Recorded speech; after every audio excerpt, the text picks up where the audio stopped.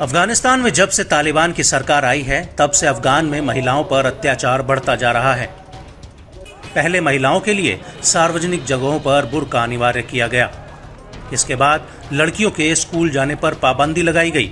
शुरुआत में तालिबान ने लड़कियों के कॉलेज जाने पर बैन लगाया था, लेकिन इसे बढ़ाकर 10वीं कक्षा तक किया गया और इसके बाद 6ठी कक्षा में लड़कियों के स्कूल जाने पर पूरी तरह से बैन लगा दिया गया। और इसी कड़ी में अब तालिबान ने एक और फैसला लिया है, जिसे महिलाओं के लिए पूरी तरह दमनकारी माना जा रहा है।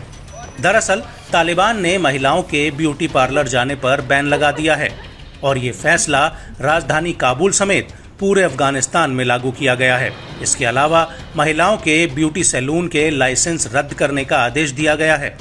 इसको लेकर तालिबान के सदाचार मंत्रालय के प्रवक्ता मोहम्मद आकिफ महाजर ने कहा है कि एक नए मौखिक फरमान में काबुल और देश भर के अन्य प्रांतों में महिलाओं के ब्यूटी पार्लर पर प्रतिबंध लगा दिया गया है।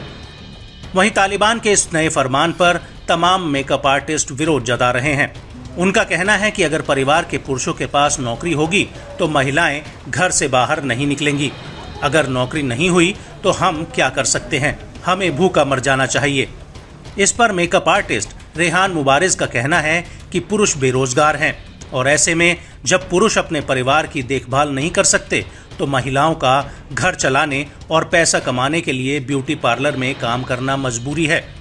यदि महिलाओं पर प्रतिबंध लगता है तो हम क्या कर सकते हैं। आपको बता दें कि इससे पहले तालिबान सरकार ने सरकारी और प्राइवेट नौकरियों में महिलाओं के काम करने पर बैन लगा दिया था। इसके बाद पार्क और मनोरंजन की अन्य जगहों पर भी महिलाओं के जाने पर पाबंदी लगा दी थी। साथ ही सार्वजनिक जगहों पर महिलाओं के अकेले निकलने पर भी बैन लगाया गया था।